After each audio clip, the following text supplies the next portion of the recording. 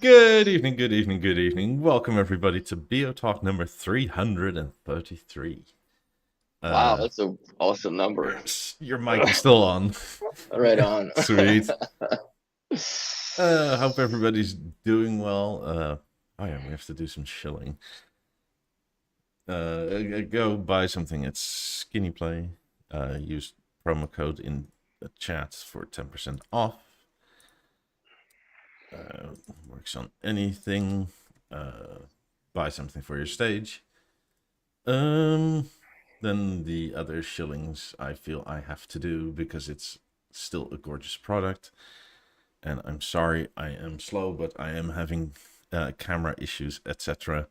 Right Video will come out, but buy one of these aluminium covers. You can buy one or two or the However many you have. yeah, the 10% off is on every item, and so yeah, go Very do sick. that. It's Very, very cool. oh, I need to write a review because Hmm. they really are gorgeous. Oh yeah, leave a like and subscribe. Yeah, that would help. That also helps. What else? Oh yeah, we have a Discord. If you wanna uh, keep up with the latest and greatest, come join our Discord. And What yeah, I think we're like 1,200 strong now. It's about something like there, that. floating around. That's pretty cool. There's always interesting stuff. There was a interesting discussion yesterday going on about future product. I missed it yesterday. I was busy. I was really not I paying mean, attention to the Discord. it's all in the speculation realm, obviously, because if it was Hmm. official, then I suspect a lot of people would lose their jobs. But we'll see what'll come out. I don't know, honestly, what they're cooking. But the year is here. They got what 7 more months to surprise, Yeah, well, that was one of the discussions points yesterday. It seems like there's not all that much coming this year. or they're doing a damn good job of keeping that under like 3 or 4 blankets instead of just one like usual. Yeah, And it's normally probably they're the made out of the Lab 90 sale, so you can see through it anyways. But normally their hence the marketing leaks. department is a sieve. Yeah, but I think this one maybe they have tightened it down. It's a 100th anniversary. I think it's pretty serious. That's a very significant milestone. Not many companies in our industry celebrate that, if any, right? So, yeah, I understand there's oil companies that've been in the business and jewelry companies, but that's freaking Yeah, but that's back been to a the necessity since like 1780 or something like that, right? exactly. So, since the gold was valued as gold, then that's the business that it was. But yeah, B&O, they were one of the pioneers and first ones. So I wonder what they're going to come up with. Yeah. Maybe it's going to be another soundbar. Maybe it's going to be something that eventually would replace the Harmony. But I don't think that they should go with something that would be a video product. I think they should more concentrate on something that is iconic as a speaker for them, I would or certainly hope so. blow everybody's socks off completely and come up with some sort of a audio high-res streamer that now connects to your 90s via, let's say, even XLRs or whatever option you want. And you know, I would almost do it in a sense like I don't know if that's feasible or not, but like a Beocenter 2 socket unit, right? Where you have Yeah. all the inputs there and everything, all the processing is there, and then you just have that pretty interface on a stand somewhere with maybe I don't know, a CD player or a Blu-ray player, because I think that stuff is coming back now with the CDs are being cool, especially when they reintroduce the 9000, or just have it so it's just a big ass screen that's not Yeah. too shiny, so you don't have it fingerprint central, but I think that they need something that is a streamer. Like people are tired of this shit, and I know from my own experience when we do the when I walk through the client after the system is done, right? The likelihood of them going to the app and using the Deezer or Tidal or BNO Radio. BNO Radio is very simple because you preset those and that's it, right? It's in the remote and you don't have to worry about it much. But a lot of people I find that they just they AirPlay. and they bypass the nonsense of the app, because sometimes, can't be played or cannot be whatever. Product is offline while it's playing. Product is offline, and all these issues that don't really come up with, let's say, AirPlay per se. But I don't know. I don't utilize. I utilize Tidal a little bit, but I don't have time to listen to music. I'm more or less now, because of the theater, consume video much more. Yeah. And I turned this computer into a server now, so all the Plex videos are on it, on a hard drive. So I watched yesterday. We watched some stuff, but I also watched stuff on Plex. It's actually pretty cool that you can watch some free movies and whatever. There's quite a lot of it, quality. Yeah, and it's a decent quality. Like yesterday, I watched, I don't know, some from 2005. I think it was War. It was called, with Statham. Oh, okay. Yeah, I was surprised. Even for the Avant, the picture was very, very good. Even the sound. So actually, I know Kareem's gonna freaking roll right now, but I ordered another receiver one, because I have one from my BeoLab 11. Yeah. And I'm gonna put the Lab 4s as the rears in my bedroom, which I don't think it's that tragic. You know what I mean? The Lab 8s would have been way too big on the nightstands, even though they would look way more beautiful. Yeah, it's a small room. And Avant already with the 19 makes a pretty good havoc over there with it. So, having the 4s just to pick up the back is more than enough. And, I have that Lego box that I built for cable management, so the receivers can go inside it and everything is cable managed, because I can't stand looking at that, as we both know. So yeah, that's going to come next week. Yeah. But, yeah, there's a bunch of, speaking of my Plex, my NUC died, if anybody has any idea, because it won't get past boot anymore. Like, it won't even show the boot screen.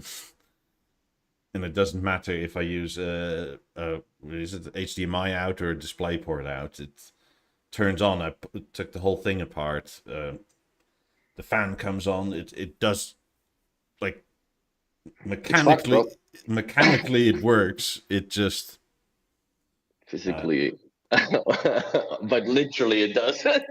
Yeah, I think something went bad on the processor. Must be. That or something is wrong on the board and you're finished, man, because that is on a level that you cannot fix. Because this isn't a Beogram 5000 or whatever. I mean, you feel the controller for the SSD warming up, so it is accessing something, right? And you feel the CPU warming up a bit. It's not hot, so it's not overheating, but it's sort of like, what the hell? Something, right?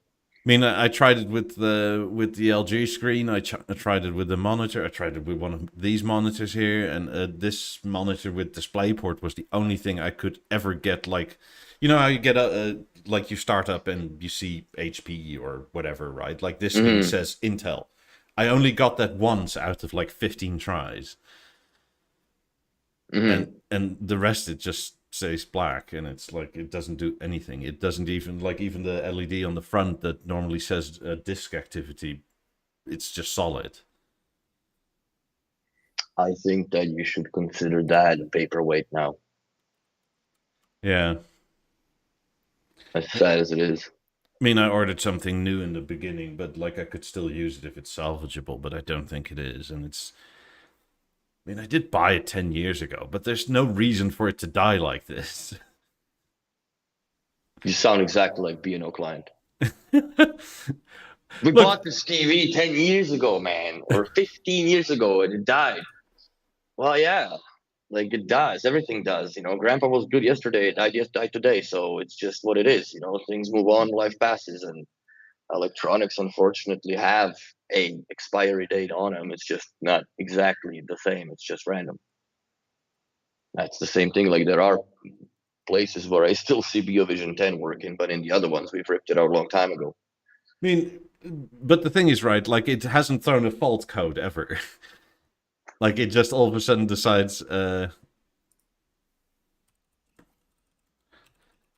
it just, well, like, if it had a coronary attack, you don't get a fault code. You just drop dead, and that's the end of it. And that's basically what happened there. It's like you probably don't even have it. You don't even have time to say something's wrong, and it's just lights out. That's it. So yeah. Oh, well. Anyway, we'll fix it. How was Calgary, by the way? It was surprisingly warm, first of all. Like when I landed, it was 8 degrees. The entire weekend or entire week was above zero, which is great because here it was minus 20 something in Montreal when I was looking. So that was great. It was like But yeah, 28 here yesterday. it was surprisingly refreshing, I guess, just to be in the traffic. Because on Friday, I took off at 8 o'clock in the morning to go to Edmonton to do the job.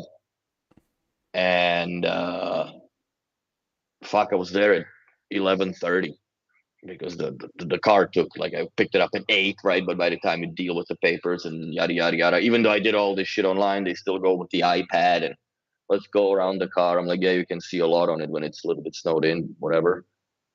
So I drove and like no traffic, man. Like, well, there is traffic. There's cars on the road, but it's not like here where you look and it's fucking black on the maps. It's not even red anymore. And usually what takes you 20 minutes is 54.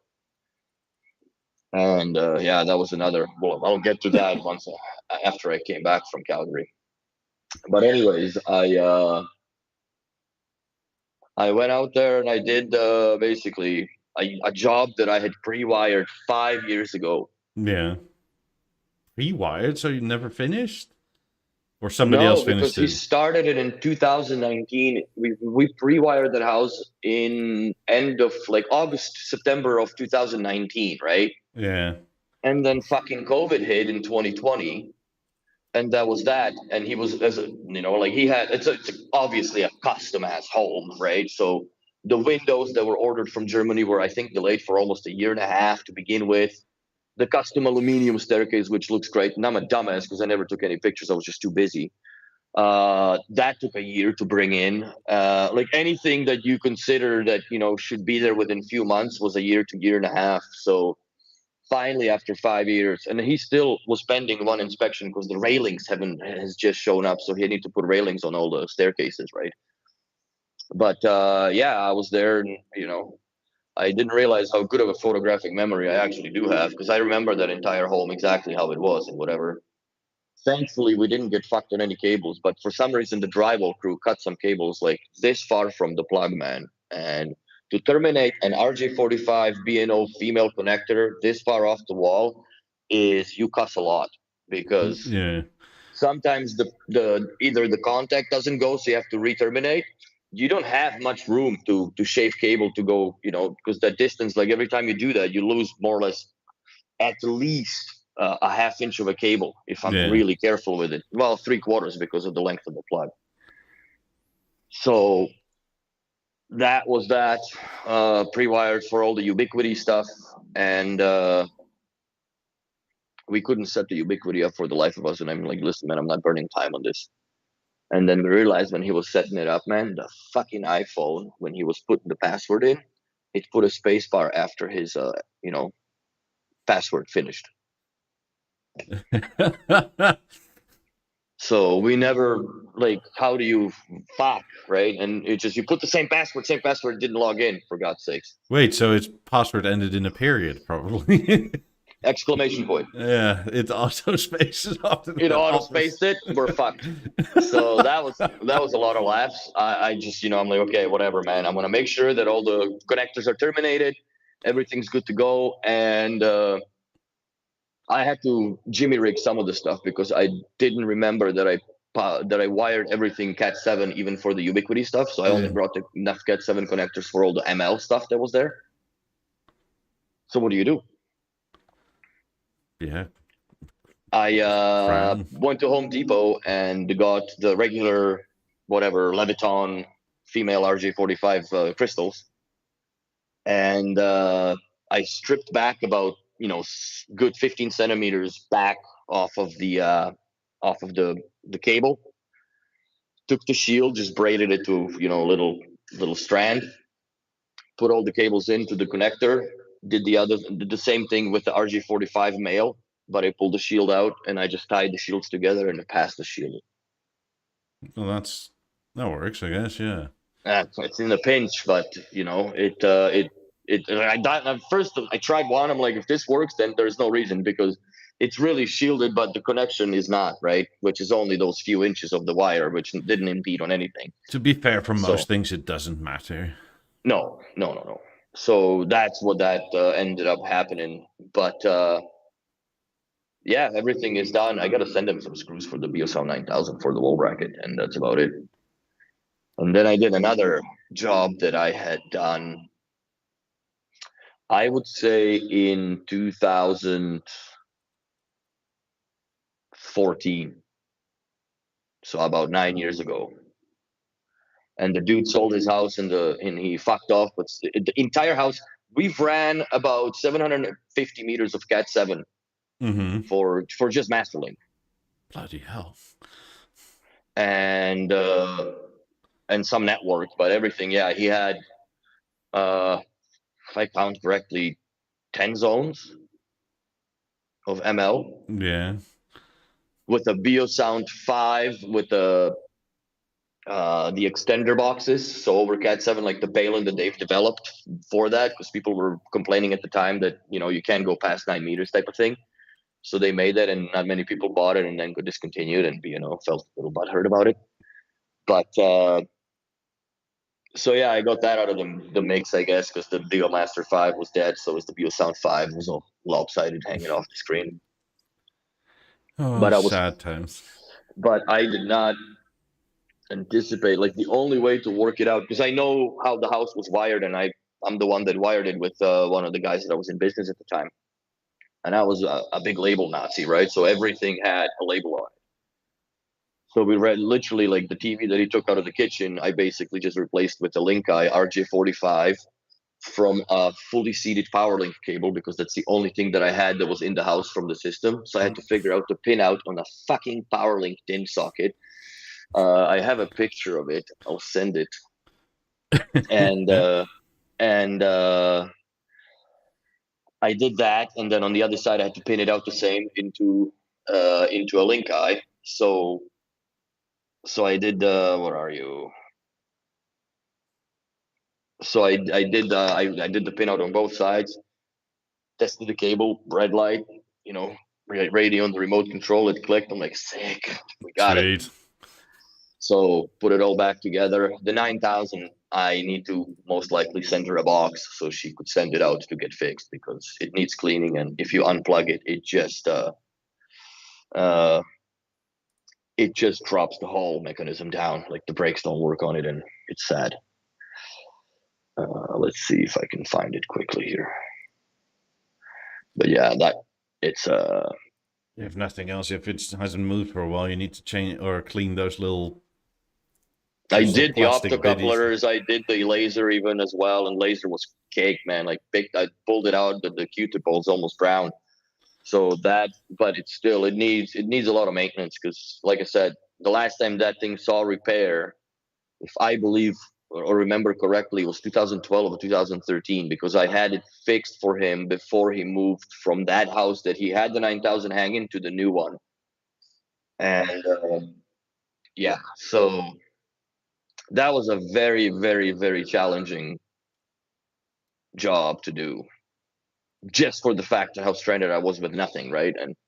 And also, like, having Nicholas's toolbox, it was great, but it's not having yours, right? And Yeah. that's one of the lessons that I'm gonna set for myself, even, that never ever without the tools. But if I send the tools, they have to be, I don't know, I would have to pack them in a oversized luggage or whatever the heck it is, right? And just pay for that separately to be in the box and safe, because I can't just let it in the backpack to go inside the checked, and it'll never arrive with everything inside.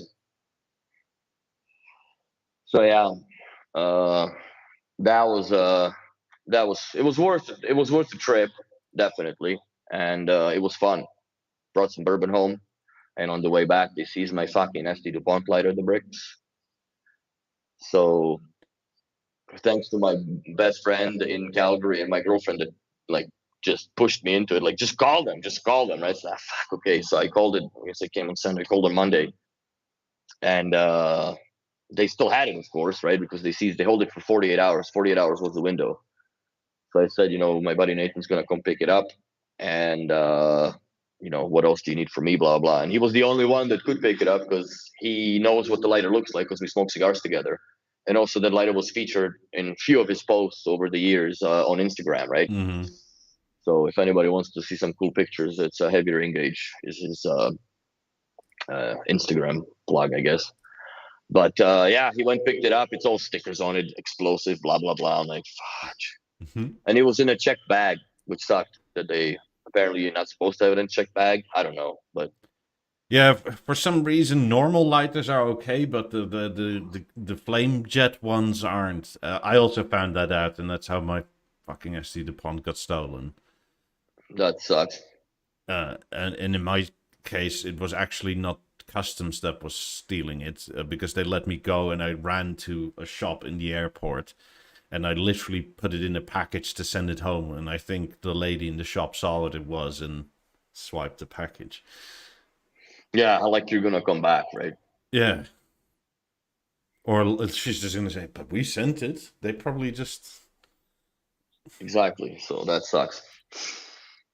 But yeah, that was the whole trip, and then I came in here, and the shit hit the fan here with the cold. So yeah, this is, if you ever wonder, a pinout of a IR to a fully seated, I think Mark One PowerLink cable. So this cable is at least 20 something years old, but yeah, it's yellow gray, and the white one you split the shield off, and the white, and then one of the left and right channels ground is the bottom pin, and the rest you cut off, so it don't short shit. Interesting. And that, my friend, makes it fucking work. But you know, it's just you gotta follow the pins. Follow the pins, bro. But yeah, that was a little bit of reading on the BeoLink handbook. That's for damn sure. But yeah, it took me, I don't know, half an hour to come to how to fix this problem. Do you even have enough space to poke anything in the side, or is it sort of like you have to unscrew the whole PCB and then...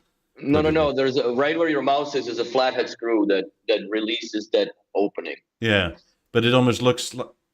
Oh, on the left side is... Yes, where your mouse is. Yeah. Oh, I thought right you came in from the right side. No. The terminal has the sides, so you can just go into this with the screws. Interesting. Yeah. So that's actually, I think I have one here. Hold on a second. I'm sure I have one. KCBR says, how much was the 4002 in the 70s? Like 220 pounds or something? Yeah, it wasn't much. But it was a lot in guilders, money. It was like 500 guilders or something. So that's, what, like 240 euro? You can't even buy like a cheap plastic one for that sort of money these days. Mm-hmm. Yeah, fudge. This one. And even inflation corrected, like even if the inflation is 10x, like... No, you would never do that. You would never be able to buy it. Yeah, I have a link I bought that's got the back cover on it, and I'm not fucking around, so you have to trust me on this. So yeah, up there I saw a comment / question about there is no. Are there any papers in the documentation section on comprehensive add to add a BeoLab 19 to a theater with 5s as fronts? If I were to, no, there isn't really one. But if you're gonna add the 19 with the 5s, I would put it in the back and play with the redirection levels very hard, because it's gonna have everything shaved off into the 5s, or more or less of it. But if you put it in the back, it'll tune for that, and you still would have to. I think you'll start off, if I'm not mistaken, with negative 19 dB redirection, or not, if not 24 dB redirection on the BeoLab 19 with the 5s.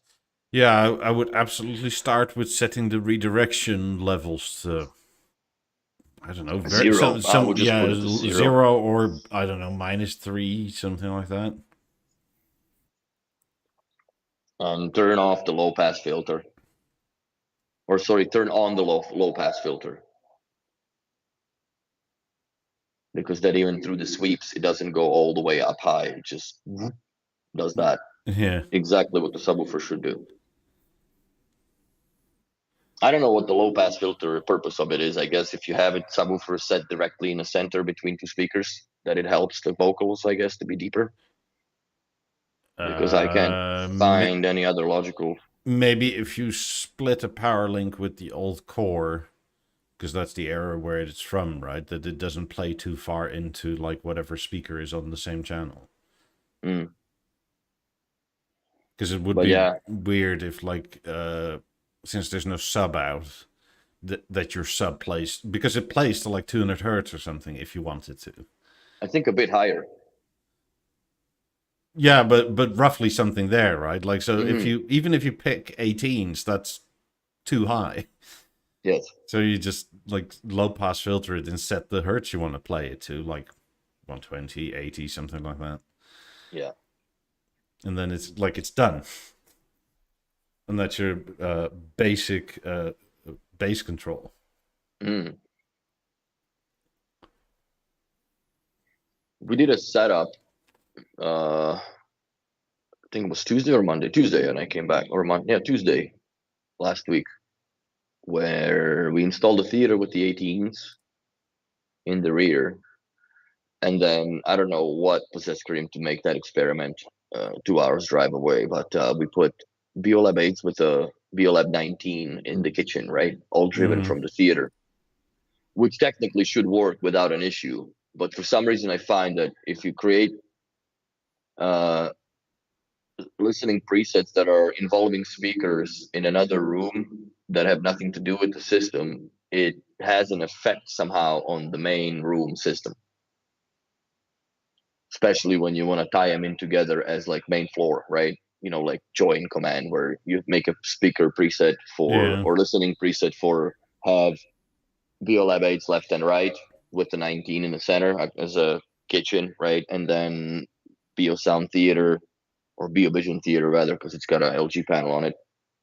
Theater on the bottom with 18s in the rear in quadraphonic, and it's unbalanceable.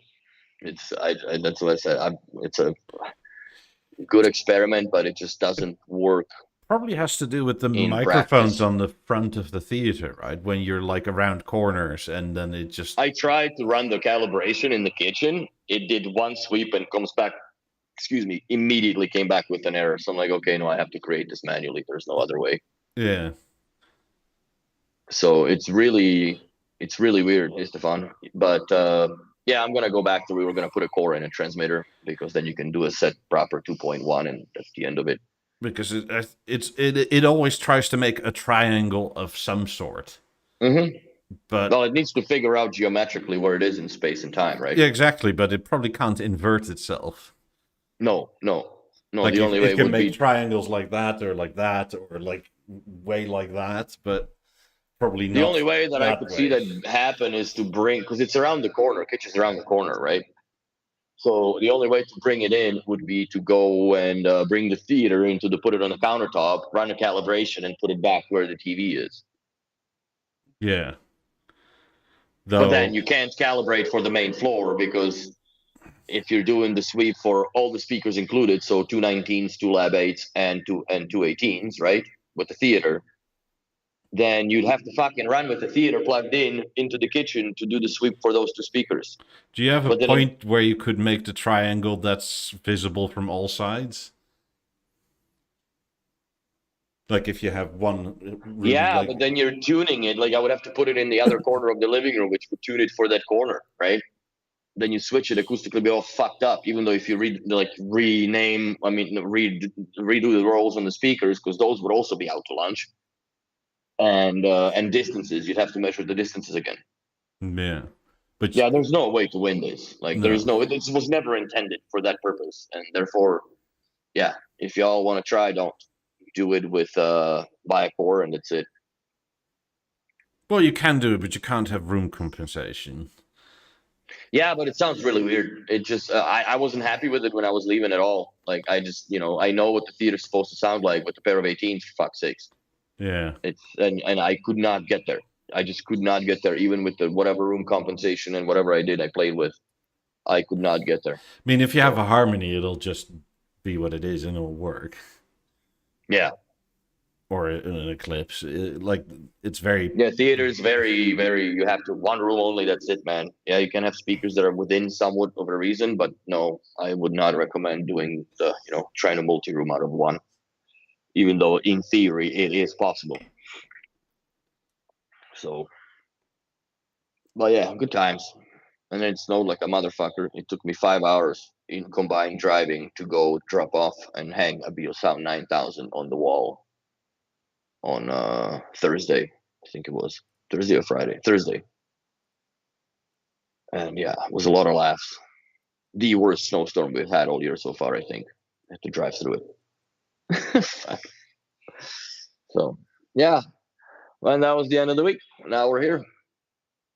So, I came home, and weirdly enough, everything after, I guess, 8 or 9 days being gone, the only thing that had an issue was the Avant for some what just reason. need to reset it.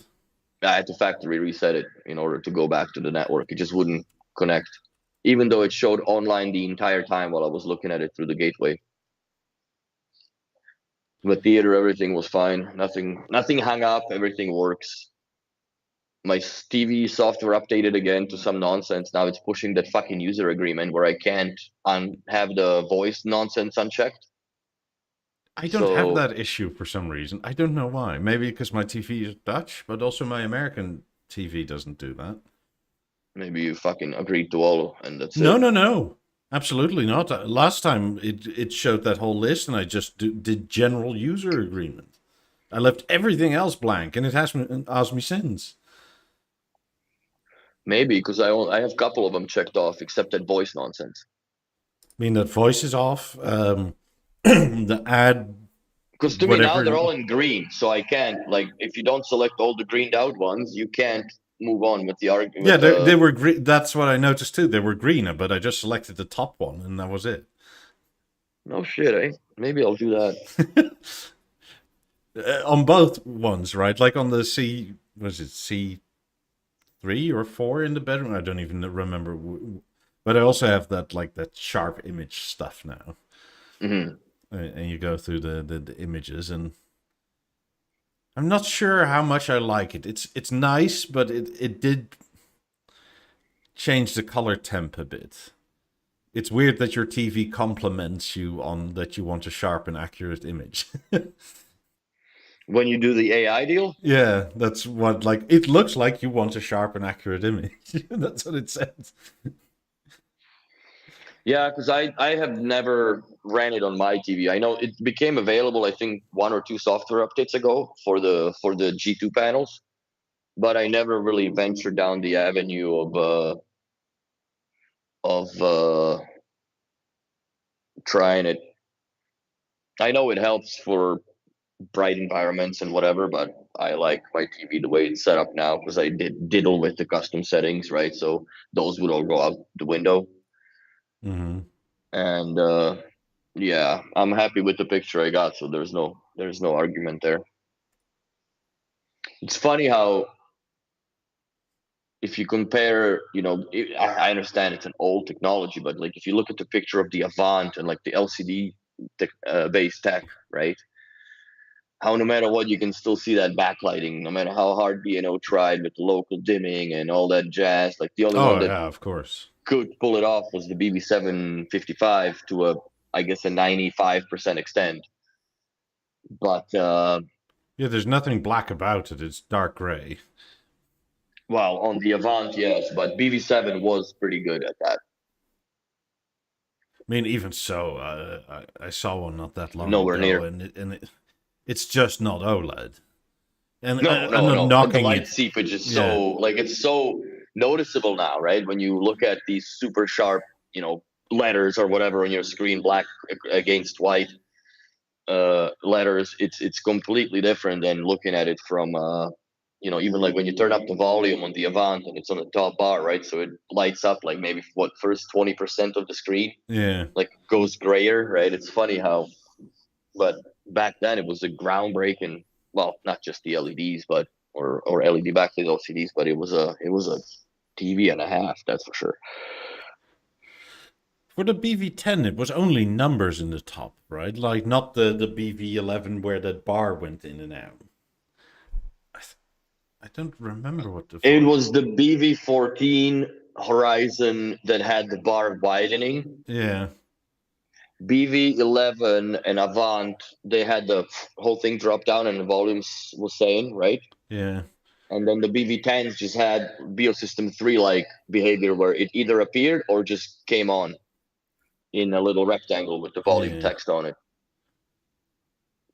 which I think that was what 12 characters wide, I believe it is, because Because the that was kind longest of were. elegant, right? Because it was enough Mm, for you to see what you were doing, but it wasn't taking. Like what I don't like in LG is this giant pink bar on the side. Like, just give me the number. That's enough. at least on the G panels, that there is no pink color on the bar; it's white.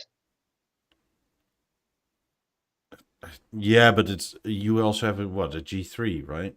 G2. Maybe it's a C. I don't even. Anyway, even if it was white, it's too much. Like, just give me a number.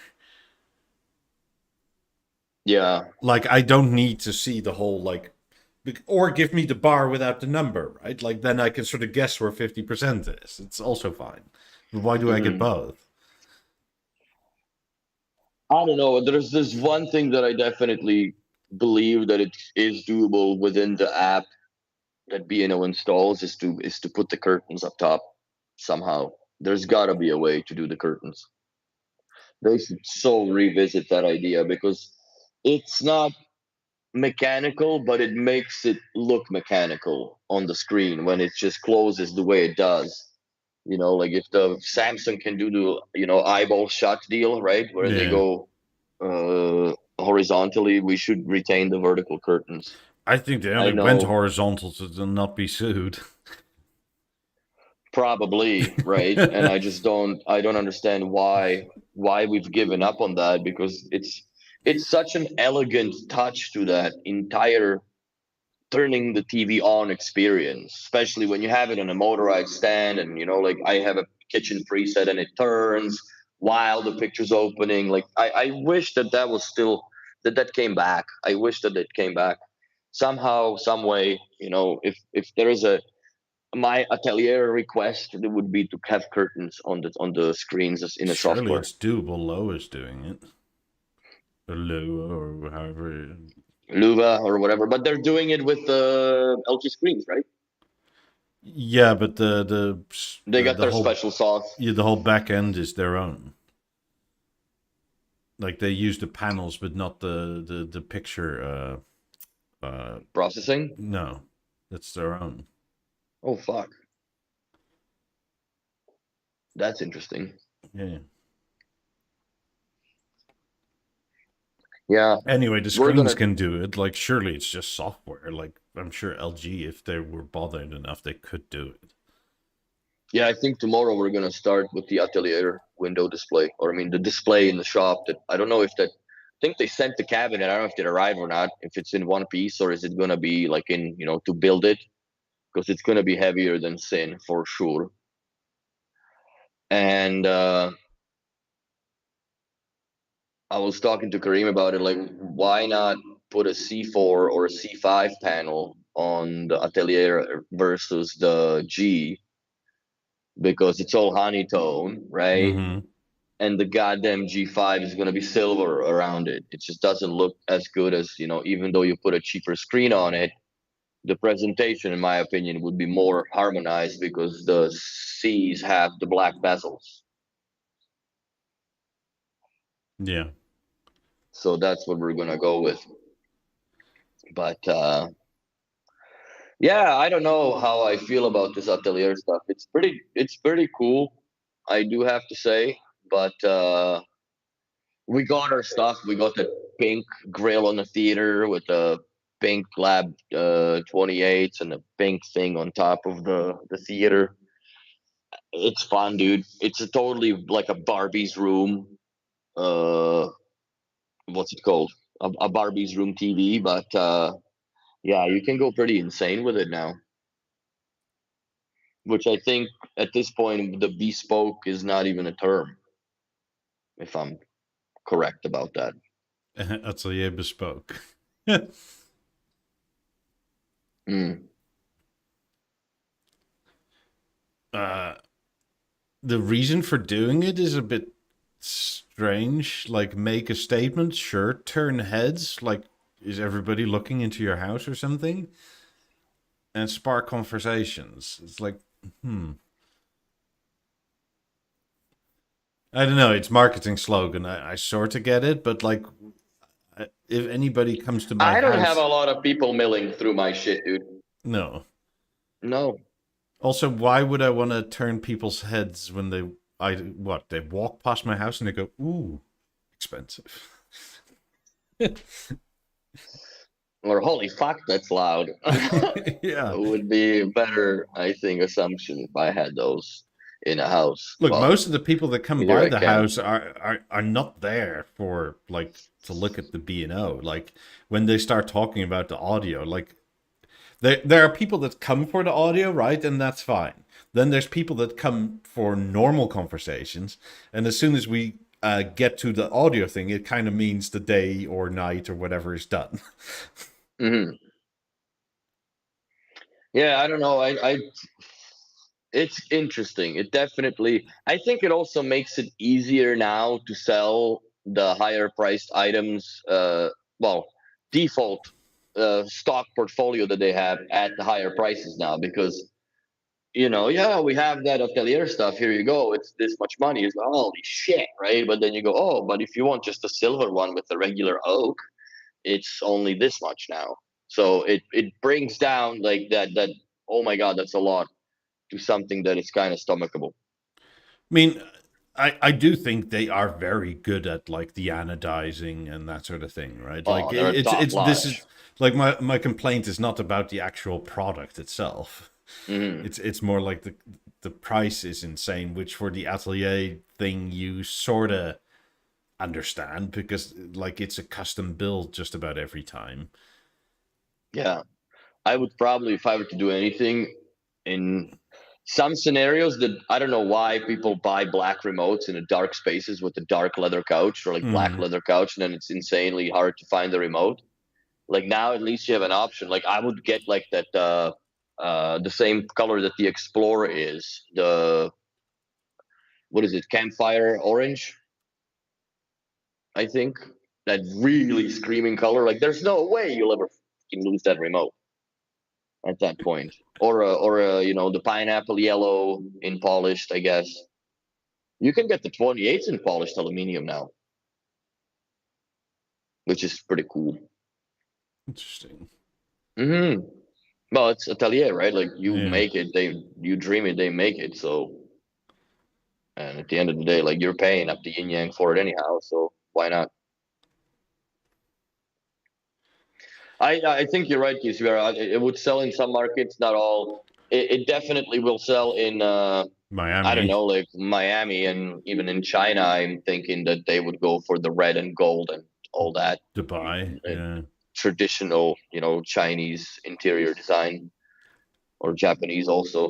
But yeah, like that's the cabinet we're getting, but we're getting a version two of it, which is that it's a half moon and it goes against the wall and the theater's above it All right. on a motorized wall bracket because there isn't any other way. Somehow I don't think this whole bespoke thing would be doing that well in like northern Europe, right? Northwestern Europe. Like I don't see the Dutch, the Danes, the Norwegians or the Swedes necessarily like customizing the shit out of everything. Well, no, and if you start with one, where do you end, right? Because if you Yeah. let's say you buy a set of 28s, you need to buy the lab eights per se in the same, or if you're buying like, do you buy the whole combo?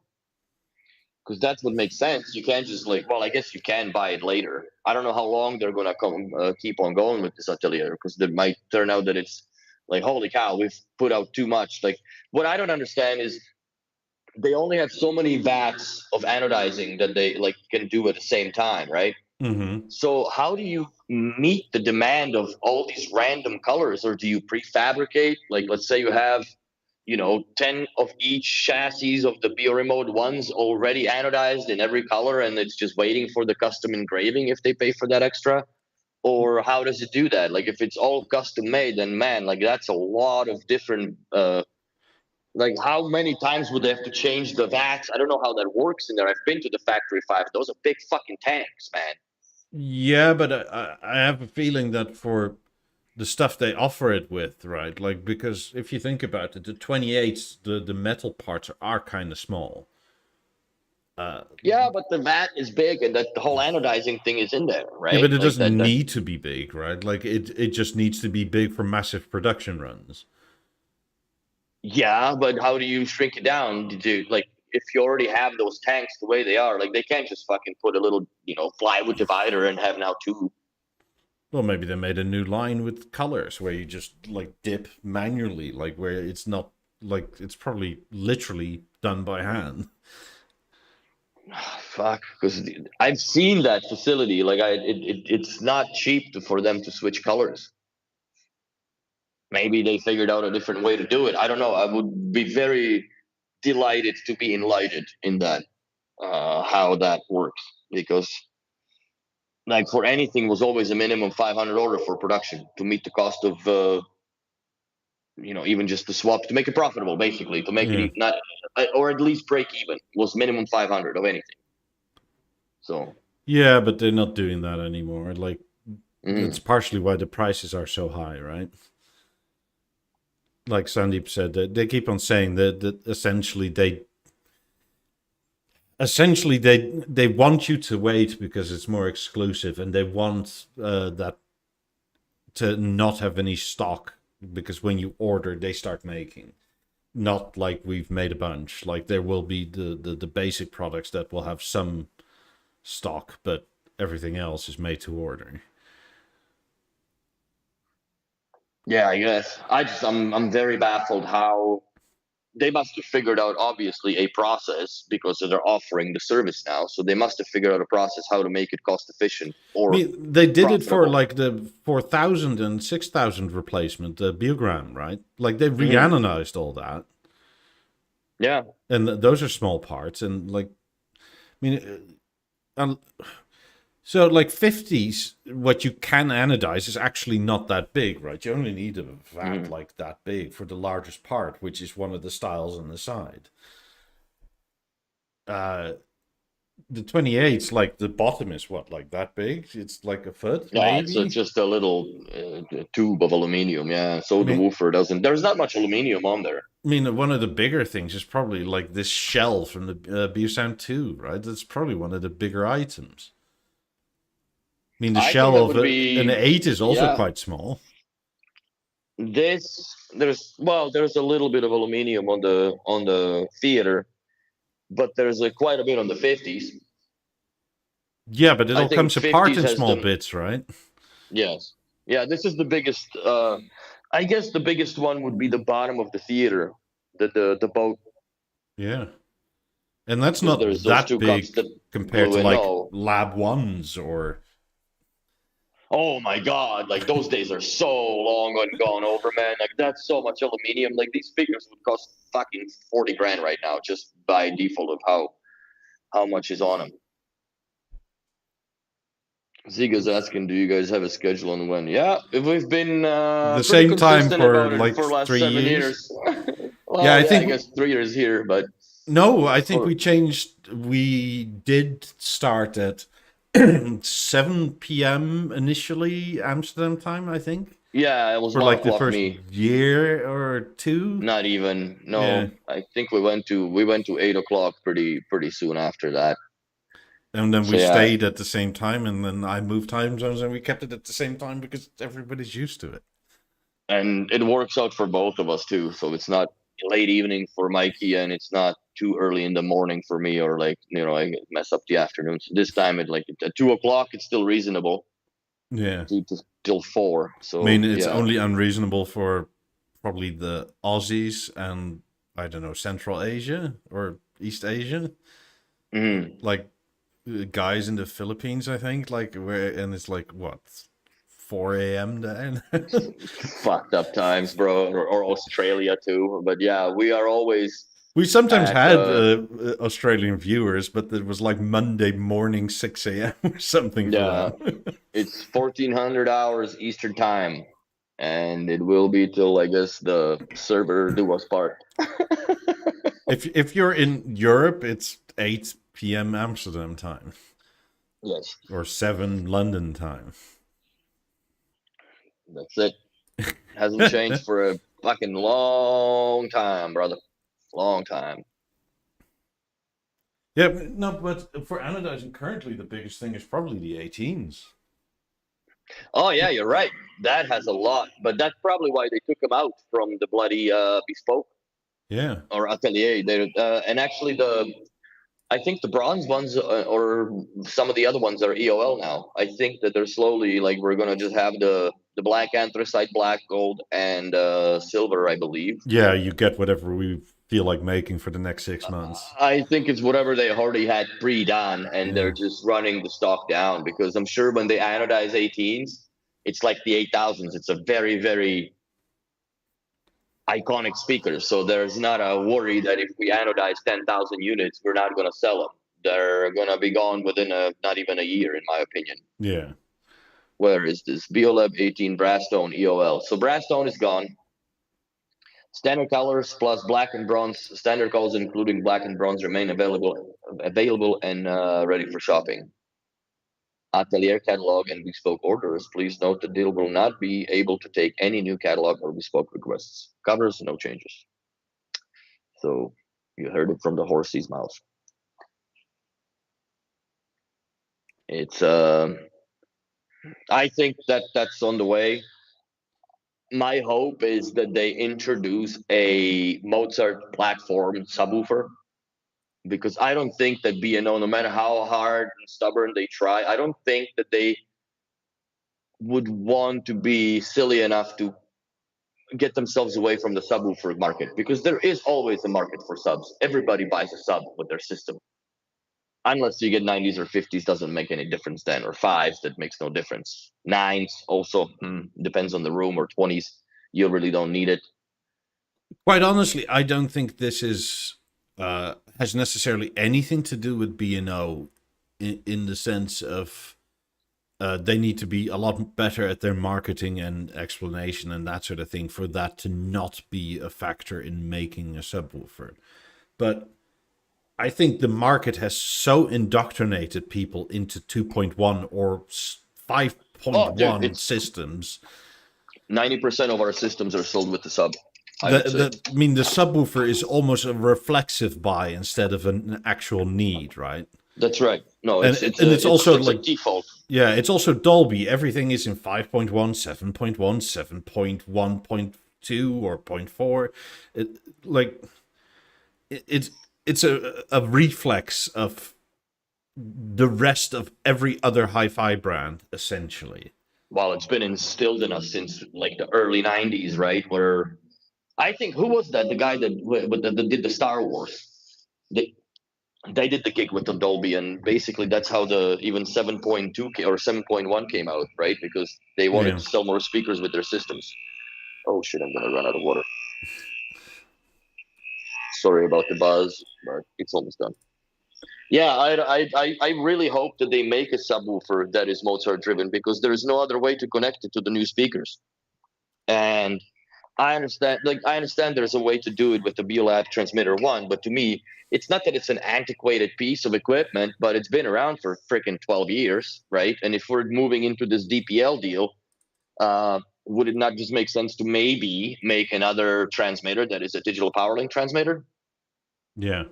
for the outside systems, or Transmitter essentially for the you have modes one. yeah. I guess it already is on the market, which is the BeoConnect Core. They just haven't enabled it in it, in my opinion. Mm-hmm. Because at one point it worked under beta. I've had it working with the BeoLab 8s, and then it just disappeared. So I know for a fact there is a way for them to do it. So why not? That's just beyond me. The sub theater table stand. Is that the one with the sexy Sexy plates, yeah. Hi, Christian. I always feel like I So must say hi to him when he's in these videos. it's so funny. See, but they wear gloves. Always wear gloves, kids. It's much more pro. Yeah, Yeah, this is another thing that's so schizo about B&O, right? So they'll probably say, but we have these things. But then they'll, with Andrew Robinson's review, they say a professional must install them. But then it's sort of like, but why are these videos available then? And why do so many people not have them installed by a pro? I don't have. I think we've had one guy, and I think he watches our podcast. That he in Toronto that bought the theater, I believe, and installed it himself. But that's about it. There's not many people that buy these products and just they already spent the copious amounts of money on it. So it's not just the fear of like you have the respect for what you have bought, right? So you want somebody like if you spend that much money, you want somebody to do it for you. Yeah. I would, if I didn't have the know-how and whatnot to, I would definitely insist on having it installed professionally because at least you know.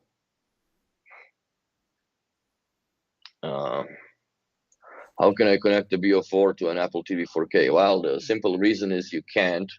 No. There has been, I forget what website, but there was one that they were selling. It was some sort of an Austrian company that used to sell a chip that you would install to the bottom of the BO4 board where those contacts are. And that would give you IR capability of a BO of an Apple remote control. But this is we're talking 10, 12, maybe 15 years ago now. And Didn't they stop recently? I think I know. I'm totally blanking on the name, but I think I remember the company. I think they were in Denmark or something. but anyways, but Because you they know had what I'm those saying. insert PCB boards for the BO4, Yes, right? Yeah. yes. So that was the only way that you could do direct IR control without having a B&O TV. I don't know why. I guess if you just had an audio system and you wanted to control the Apple, I don't understand the logic behind it really. But get a Bio Remote 1 and Bluetooth connected to the Apple TV and you'll be fine. But at that point, you might as well just have a Apple remote and save yourself a $600 bill. Yeah. Also, So if you have, like, the question really is, what are you trying? Do you have a B&O TV? Because just get a puck cable. yeah, I got an IR flasher for $8 or $4 on Amazon. That's it. But then depends on what TV. Because if it's like old Beosystem 3 platform driven TVs, you need somebody BV10. Oh, you're fucked. You need a service tool to update the pucks. But what you could do is if you're in front of the television, just turn it on, press menu, go to options, go to sources, select whatever source, and then go to would you like the TV to be controlled, I believe, or puck control, and just see if there is an Apple TV under STB list. And if you do, then you're good. Yeah. You can do it. You just need to want. He would freak out if you attempted to set up my equipment. It's a PC based with WISE and HDMI deep better. Nah, I wouldn't freak out, man. I've seen some fucking It call works. this. Oh, Yeah. I've seen much worse hacks. Like Oh, that. I've That seen is some. actually more or less within the realms of the meant to ways of doing it. I'm not saying it's designed for it, but it's quite something else when people have like AVRs right without pre-outs and then attenuate the volume to a line in to speakers that are amplified like B&O speakers, and then you have to mess with like volume up and down. So you are amplifying the signal on the line in. It sort of works. It's not great, but Mm-hmm. Yeah, it's the shit. But sometimes you just gotta do what you gotta do, man, to make it work. And yeah, I guess you're limited by how much shit you have in your truck sometimes. That's as far as you can carry the miracles. Because if you don't have a yeah. certain cable, then there's only that much you can do. mean, If the source believe says it, it's believe. unknown, go just press right or left on the Beo remote and see if there is it says STB.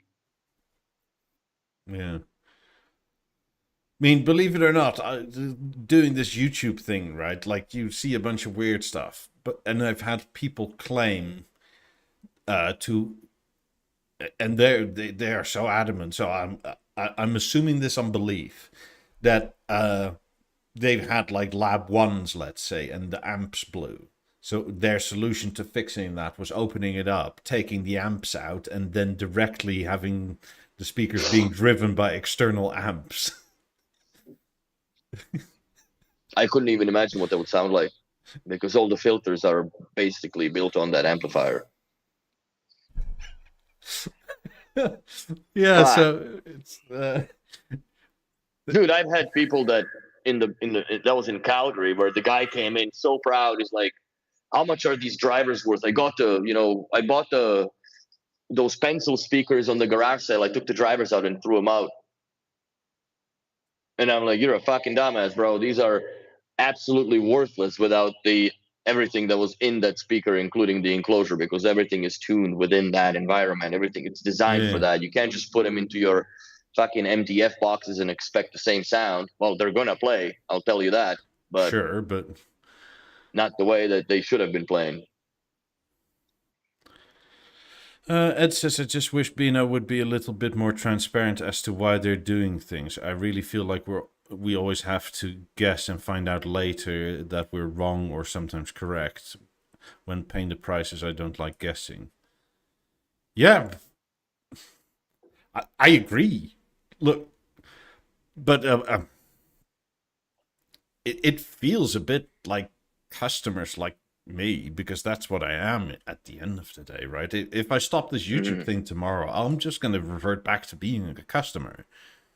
And it seems to me that even customers like me with 2 sets of 50s are sort of like, He already bought stuff. you're a beginner, right? Like you haven't spent enough money. Mm. I mean, and that's quite literally what they're saying, so which is also kind of a weird thing. I just, quite honestly, I don't think they're that good at communication. No, they're not. I hope that the price increase, biannual or triannual price increase nonsense will finally stop with the option of the atelier, where that they make their goofy premium on people that want to have their stuff custom and leave us the fuck alone with our silver stuff. I understand the price increase, let's say once a year, but like to have it every 4 to 6 months is insane. It's too much. It's too much, man. And if you think about it, some of those sales they take a while. Like I know that when the price increases go, like Kareem calls around and Julianne calls around to close the deals, get the deposit down, let's order the shit. I know you're finished in August of 2026, but let's put this down right now, lock it down, because by then it's going to be another 6K on top of the theater, right? We're already in Canadian. We're already Yeah, three and if a that's half all you're over. buying, if you're buying 50s or 90s, it's probably another 100K on top of it. Exactly. So it makes sense to just lock it down. And I understand also the marketing strategy behind the price increase scare tactics, right? Where it's like, It oh, makes people buy stuff for sure. it makes people buy stuff, but then they increase, and then but also for some people that are trying to save up for something, you just keep moving that fucking goalpost, man, and it just becomes unobtainable to the point where I just give up, right? I'll just get something. Either I'll give up on the theater and I'll get something secondhand. Maybe I'll buy an Avant and I'll eat the shit on a video board and I buy that into it, and now I have a B&O TV I always wanted. Right? Yeah. It's not the top new and whatnot, but at least you have an option. Yeah. I don't like that aspect of it either. It's kind of crazy, though. Like from a dealer's perspective, right? Like, because this seems to be a Canada thing, maybe a North America thing in general, where people buy stuff for their entire home, like well, it's not that anymore, but probably 300 to 500 grand purchase, right? Like, and fill my house up. As a dealer, what do you like? Do you set that price with B&O now, or do you have to actually purchase it and sit on it until the project is complete? It depends, but we've had stuff that was sitting in the warehouse that's waiting for the project to be complete because they bought it when they bought it. Because at some point, right, it becomes a problem for dealers if you want to do a deal like that when the house is not done for a year or two. Well, it's your storage, right? It's not you're bleeding square footage in the warehouse per se, Yeah. or at the best case scenario, most of these people that are in between the homes like that, they do have storage, so they either pick up or I done drop shipments before, and then they store it themselves till the house is ready. But they have it all locked down, paid for, and basically saved the cash already. But yeah, you probably don't have the puck inside the puck table is not uploaded inside the BeoVision 10 then. But in all honesty, you should have at least 3 pucks if somebody's ever touched that TV, because it doesn't let you upload 1 or 2. Minimum is 3. Yeah. And usually we do like a cable box DVD and an Apple TV by default. But you need to go to the IR control, not plug. Yeah, but you also need the flasher cable. Well, yeah, but if you don't have a flasher cable, you can just check if the puck is loaded. If it's not, then you need a B&O service technician that has the old service tool still with ML to RS-232 converter to USB to the computer. And then if it's a BV10, you need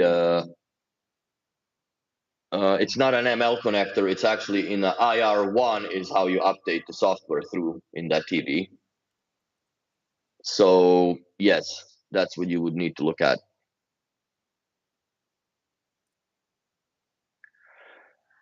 So some of those are good, cool designs. I do like. Yeah, this black 50 on the back I kind of like with the exposed base driver. Yes. That's kind of cool. That is kind of cool. Yes, it's possible to control. I would highly recommend, depends on what mark of your BV10 is. I don't think that they're going to get along with the Beo Remote 1 because the navigation buttons, that remote menu may be not existent in your B&O TV, BeoVision 10. I would stick with the Beo 4, or go into the menu and see if you have a BO4 menu there with the navigation on or off, because then you are able to control it with the Beo Remote 1. Otherwise, it's going to be awkward as a first date, because your diamond here is essentially P plus, P minus, and skip and left and right, which sucks. If you want to do it for the cheapest way possible, just connect it and use the Apple remote, obviously. Yeah, some of this bespoke stuff is you can go really crazy with it.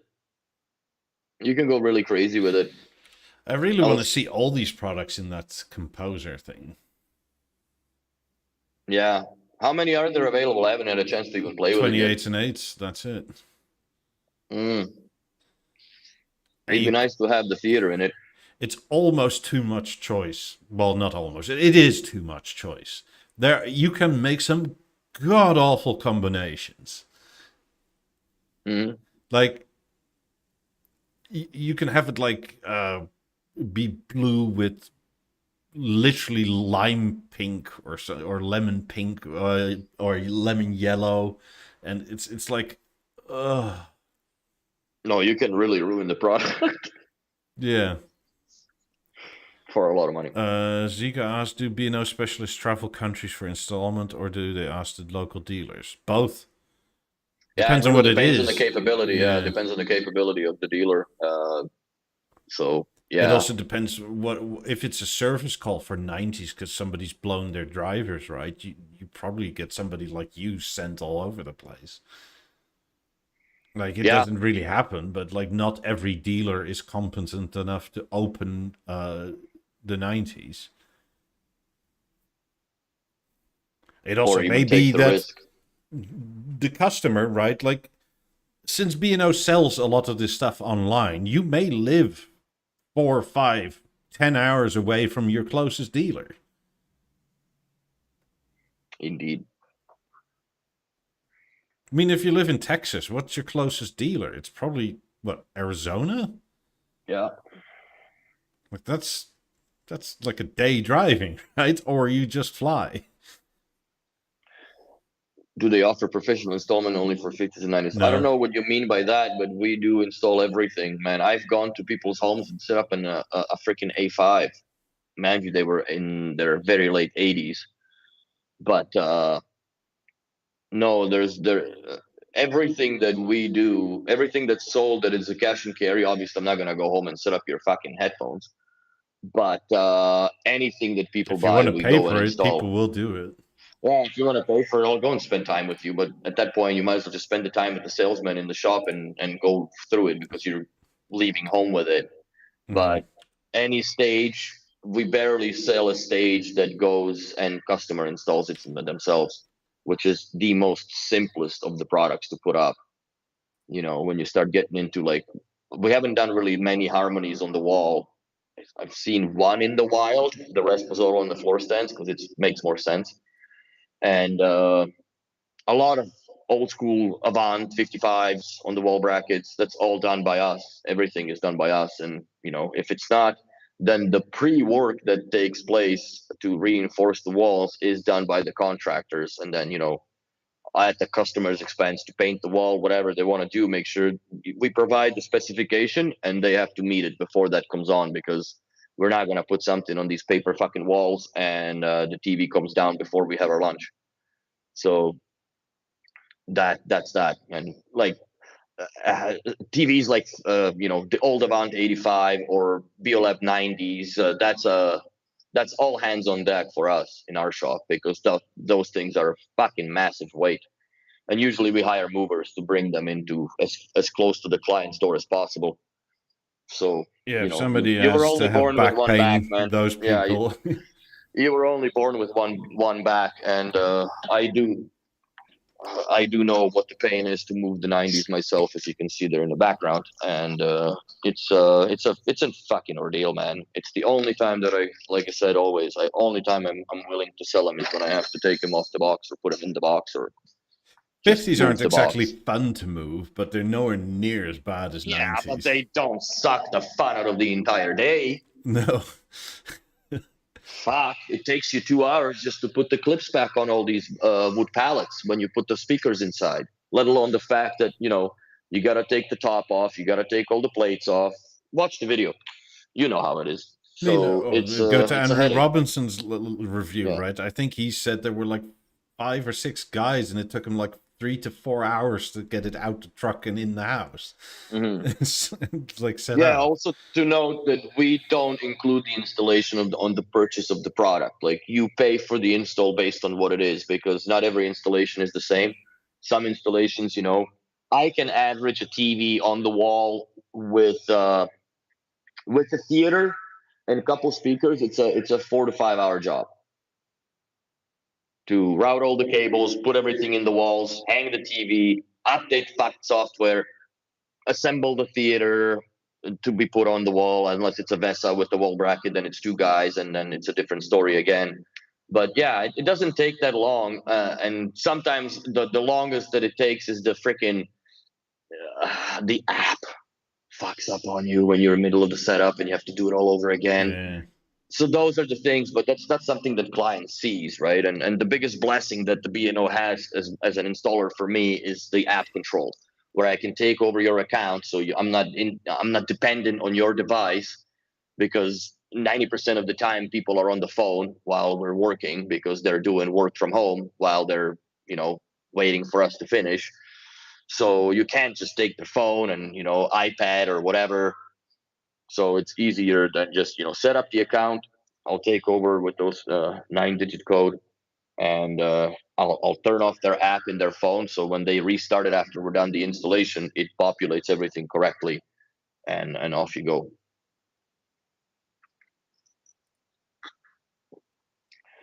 Mr. Potato Fries, I would very much highly recommend against doing that. Without the Uh, foam? don't fucking put the foam; you'll cook your core. Yeah, but without the foam, it's fine. Like Without the foam, it's it fine. goes in an empty tile. Yeah. Don't put that goofy dampening nonsense behind it, because that is basically you putting it on a nice thermal pad that doesn't transduce, it conduces, I guess. I'm not And sure if the new BeoConnect core suffers from that because it doesn't really no, get that warm.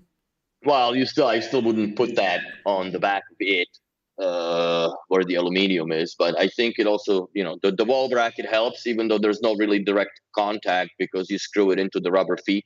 Mm. So there's no heat transfer into the wall bracket, which is metal. But it's definitely more friendlier than the old core. But it does get warm. Depends on how you do it, right? Like if you start running an HDMI through it, it definitely gets warmer than just playing fucking piano radio into the Yeah. core. Yeah, speaking of installation, like I don't think I've ever explicitly paid for installation in the Netherlands. But one thing to remember was, right, like my dealer was like less than 20 minutes away. Whenever he installed anything, it was like you take something away, you literally put in the power plug that was there and the power link cable that was already there. Half the time it was rented or it was concrete walls, so you couldn't really hide the cables anyway. So it was just like lame across the bottom corner. Surface mount, yeah. Yeah, and like so there was not really anything to it other than carry it into your house, right? Carry, unbox, put together. But if I were to order, I don't know, a 16 speaker 4 amp shape, I would have absolutely expected to pay for that install because it just takes 3-4 hours, right? Yeah. I'll have to calibrate the 90s next week. Heard it's a great fun with any tips. Well, first of all, reserve a quiet room for yourself, or at least depends on how many filters you want to build. But if you're gonna do all 5, it's about 2 hours that you need to have the room quiet. Especially if you have a loud forced air conditioner, that will f you up. My highest or biggest recommendation to do it with is if at any means or by any means you're able to bypass the app and just type in the IP number into your laptop in a Google Chrome browser or whatever. I hope you don't use Bing. Not that I have anything against Microsoft, but it just sounds weird. Unless you're still Put it, using an Explorer browser. yeah, and you still chat through ICQ, but just put in the IP address of the master driver and run the calibration from the desktop or laptop on the browser, because I had found that running it through the app usually is on the third pass of the filters, on the very second sweep, the fucking software update thing comes on as a notification, and you can't get it off of the screen unless if you press back, then it cancels the entire process and you have to start recalibrating again. And that is why my hair is gray. So I would highly recommend doing it off of because I've done it a few times and it's very, very frustrating. Do it on the laptop, man. I've never had that issue with 50s, but I have had several times now where if you're, I don't know, if you do not keep tapping your screen, right? Like it goes into. Goes to sleep. Oh, and call it this, fucks man. up the Forget app. it. Yeah, forget it. That's why one of the reasons that I would always recommend. Or if you're doing it with the B&O app, then go to the settings and switch it to wall mount mode so it doesn't shut the screen off while you're in it. Yeah, that helps too. But God, there's so many stupid things because the app is just displaying what the speaker is doing, but somehow there's communication there that's so essential that it'll fuck up the calibration. Mm-hmm. It's yeah, it's just use a laptop. It's easier. Yeah, you won't. Honestly, you won't pull your hair out. It's like app works fine, but I just don't have the time to hate on it. And I've had that issue with the 50s in our store. I've had that issue with the 50s at one of my clients' place that I had to uh, even if I was on the phone, like just open a Google browser and do it outside of the P&O environment. Because at the end of the day, P&O app will redirect you to the web browser, but you're still running it within the app's environment. So it's easier just to, if you add the 90s to your account, go to About, look at the goddamn IP address, punch it in your Google browser, and start from there. And just don't turn the screen off. For laptops, it doesn't really matter, but No. But I found also on the browser, if the screen shuts off and you turn it back on within a few seconds, it's fine. But if you leave it off for the entire process, then that web interface loses the synchronization with how far it gotten versus what it's displaying, and then it's still waiting for it to go, and it doesn't. So yeah, those are the tips. Maybe have a glass of bourbon while you're at it, or wine. I don't know, whatever your poison is. It'll ease the pain. Yeah, I heard from somebody that the latest theater update and app update now has fixed the recall of the whatchamacallit of the images, right, for your app. But to get it properly working is to reset the theater. You are fucking kidding me. And yeah, that's why I said, because last time reset with the amount of speakers I have and the amount of listening positions and all that, took me like somewhere between 5 and 6 hours. And it's like, oh God, I hate you all. Yeah, feels bad. I only have 3 presets in the theater because the nice thing is that the 90s are unaffected by the nonsense. Yeah, but I have a stereo listening that way for a set of 90s. Then I have a stereo for like puzzling on the dining room table, right, from the back set of 50s. Then I have like radio presets where like the 50s aren't even on, but it's all 17s. So it's like, it is a first world problem, bro, but it's so annoying. You know what I mean? It's so annoying. You spend so much money on it to begin with, and then a banality like icons, you have to reset your entire system in order to have them displayed in the app that has nothing really to do with what the fucking is what's going on inside the theater. Yeah. Are these images stored inside the theater then? Is that what it is? Like, how does that work? I mean, Gerald, I'm not like picking on you, but like the first world problem thing. It's such. I'm kind of like weirdly done with that sort of thing, because that's almost like saying like, there was a storm at night and my roof began to leak, and you go, well, first world problem, right? Because some people don't even have houses. Mm-hmm. It's like, okay. Like, you're just literally killing the whole thing, right? Like, I mean, oh, your chicken was undercooked? Some people don't even have chicken. They have bread. And then it's like, oh, you have bread. Some people don't even have food. And it's like... Yeah, it never ends. But yeah, no, it's definitely a pain. It makes it so banal. And I understand it's not like...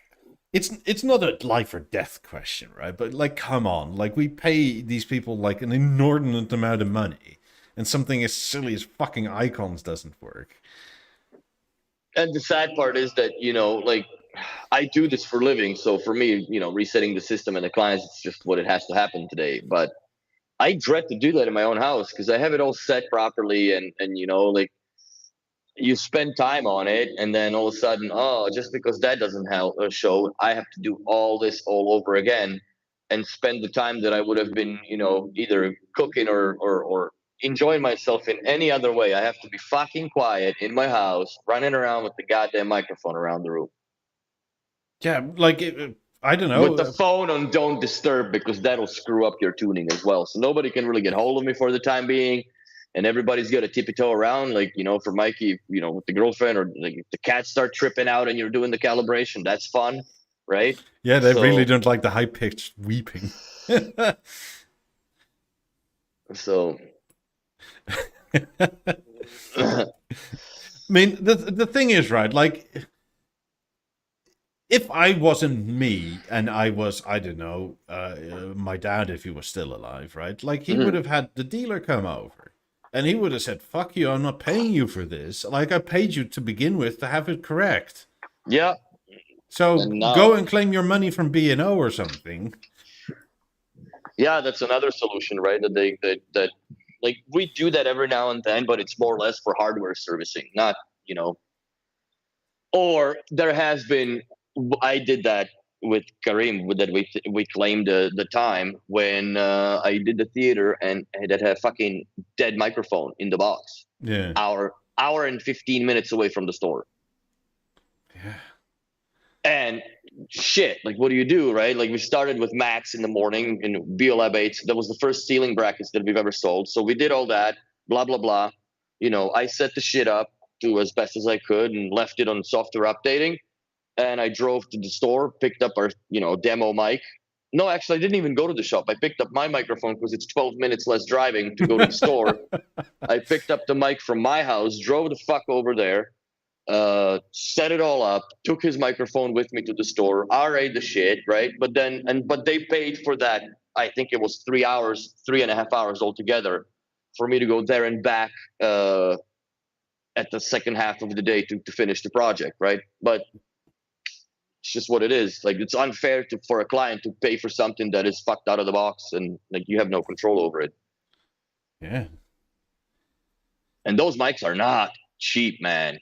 They are not cheap. I was looking at you know, because I'm like, why don't we just order one or two to have it in the vans, right? Like, I think they're $600 or $700 US.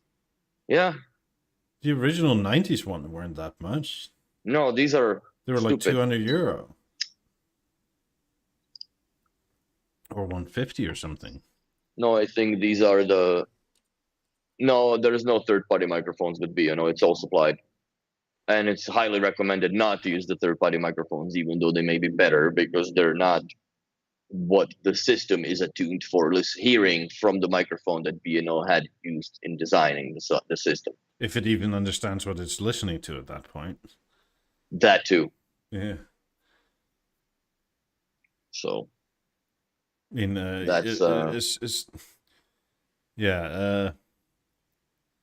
things are made to go together a certain way. You can't just mess around with that. And this is not even Beano specific, right? Like, I don't know. Silver may be a better conductor, but you're not going to like change out all your wiring in your house from copper to silver just because it's better. Also, what does it do? Makes the data more shinier. Yeah, all sorts of things, right? Like, I don't know. There may be a better 3/4 inch valve for like water, but like if everything's 1/2 inch, what are you actually doing? You're just losing pressure. Like, yeah. Or vice versa.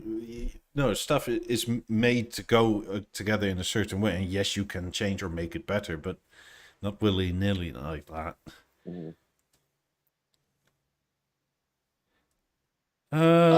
Steve asks, Stafford, can you talk about the BeoLab 19? Are they really good? There are so few reviews on them. Can you use more than one with other speakers? Yeah, you can absolutely use more than one. You can use 4 if you want with the theater. Fuck. If you wanted to. I wouldn't, but yeah, they're really good. BeoLab 2 is a powerhouse of shaking and rumbling, but it's also very inaccurate, though it is impressive, right? Like, because it's a good movie subwoofer. It's a very good movie sub, but it's not good for immediate stoppage of the drivers with a song per se when you have the poof, because the baffles or the side baffles they keep on going. So it's very different sound in accuracy, but definitely has a rumble. Plus, it transfers some of that movement into the floor, even though it sits on this big rubber donut. Yeah. Where the 19 does not transfer anything into the floor or anything. You can put a wine glass on top of it and it won't ripple. I mean, as a sub, it's really good, really accurate. If you are comparing it to like a 17-inch SVS unit, right? Like then it's anemic. So yeah, there is that, and they're probably the same price. So yeah. But if you have 18s, 8000s, 1s, 28s even, a 19 is a very good addition. Yes. No, it goes low enough. It plays great. It sounds great. It's essentially flat from 20 to 200. Yes, and you have a bunch of colors to pick from. And who was it? Jochen Steiger said no about somebody said about the sticky paint. It's a different paint finish now. It is like touch soft, but it's not the same old B&O paint that becomes awful and sticky like the Lab 2 drivers, or BeoLab 3s are notoriously bad for that, and also the backs of the BeoLab 5s in some cases when they were left in the sunshine without untreated windows. The UV will take its toll. Yeah, I mean, BeoLab So 19s add to 9s too. You can add them to essentially everything. Well, you could even add them to 5s and 50s if you want to, but then it's more a placement thing. yes. Like rear sub, or if your 50s are back, then front sub, if you want to make that triangle or something. Yeah, I would agree with subwoofer being redundant for 50s or 90s, man. I I obviously mean, you can, but there's it's way more. Like you'll never hear it, honestly. You'll never hear it. Maybe if you put it in the back, that will do something. But at the level of image and sound quality that the 50s and 90s are capable of producing, it's irrelevant. It's absolutely irrelevant. It's more or less something that you know it's on, but you probably won't hear much of it at all. I know in the old Biosystem 3 platform, if you added the BeoLab 5s and the subwoofer was in the mix, it would basically just turn on the power link, so you have the green light, but no signal would be diverted to the subwoofer because it actually brings the performance down from the BeoLab 5s in accuracy. So it's not. That's a waste of money. That's a waste of money. I have a BeoLab 19, but I don't have it with the theater and the 90s. I have it in the Avant, in the bedroom with the Avant, and it just sits there on its own as is. a space shuttle So, launch is better with a 2 than a 19. hmm But is it more but accurate? But this is where you get into the subjective bit, right? Like, yes, objectively, it's not. Subjectively, it is. Like your 19 will be a more accurate representation, but you'll feel it more and you'll probably enjoy it more with a 2. But then it comes down to like, what do you like? What are you using it for most of the time? hmm Because if you want a subwoofer for 50/50 music film, I would get a 19. If it's 80/20 film and 20 music, right, I would get a 2. Or 2. Look, a yeah, twos are BLAB pretty 2 will solid. absolutely shake your goddamn windows. Oh man, that thing is insanity. Yeah, that thing is a very powerful subwoofer. It's got 1,000 watt ice amp in it, but it only capped at 850. Yeah. And I think the reason for that was uh, they were actually doing the tests that what if the toddler will walk up to the drivers while they're pumping to make sure that it doesn't hurt the toddlers. I guess I don't know. Well, I guess curiosity is what killed the cat, right? So kids are the same; they just crawl around anywheres. But I guess it's on the bad parenting at that point. Like, watch your shit, in my opinion. But yeah, at this point, yeah, I guess if you want to use Market Lab 2, or if you want something that is guaranteed and brand new, go with the Lab 19. You have a ton of color choices now that you can pick and mix and match, and apparently you can do it atelier as well. So I don't know. I like I like the 19. I wasn't really a fan of it before when it first came out because from the like you listen to both, and the Lab 2 is just all over the map and it's just so messy, right? But it's just so boomy. Yeah. But when you actually start critically listening to it, you will see and hear the difference between the both. Yeah, I mean, with speaker groups or listening positions, you can absolutely have both of them and just switch them off, right? Like if you want to listen to music, switch to the music profile and the 19 comes on. If you want to watch a movie, switch to the 2. Yeah. That's also possible. Oh, once you have the TV from B&O, then yeah, the speakers, if they're obviously in the same room, you can do a whole bunch of different things. You don't have to have them all turned on for certain uses. So I got an interesting message. Our Lord and Savior made this thing for Mozart, which allows basic control of Beogram player, analog and CD, connected to a Beo Remote 1 or a Bluetooth, and or directly to the product. But you can change. Some things are limited. It's not possible to change track in the room and app, but it's for Mozart things. So let's Dive into that a little bit. I want to see. This is interesting. The apparently it cost him $4 to do this, plus some time with software.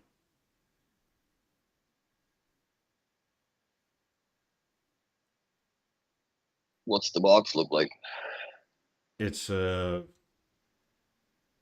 ESP32 board that connects to your Wi-Fi. It's basically a DIN jack adapter with little electronics attached. Interesting. And then your Beogram. I can't do the audio, but like the it's playing the record player like through the network on the level.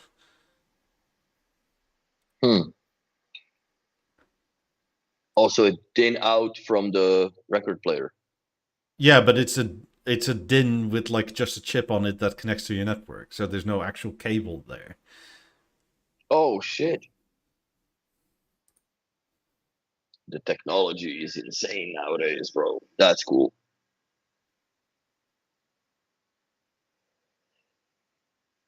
And what is that? He's got the Beogram. Yeah, it's a CD player, I guess. Yeah, and he's changing tracks. That's sick. Yeah, it's using. Yeah, it's using line in. We'll have to talk more about this on the bloody Discord. Jesus Christ! There has to be a cable. Yeah, there has to be something somewhere, somewhere feeding something. Myth busted. You always That's make fun. these like amazing things that I've never thought about because like most people forget about it at some point. But it's amazing what you can do these days with like a Home Assistant and that sort of thing.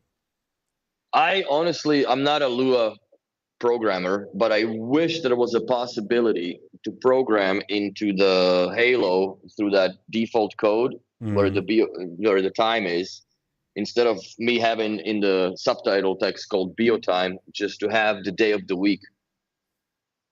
If somebody can write that code and post it in the Discord, I would be grateful very much for that.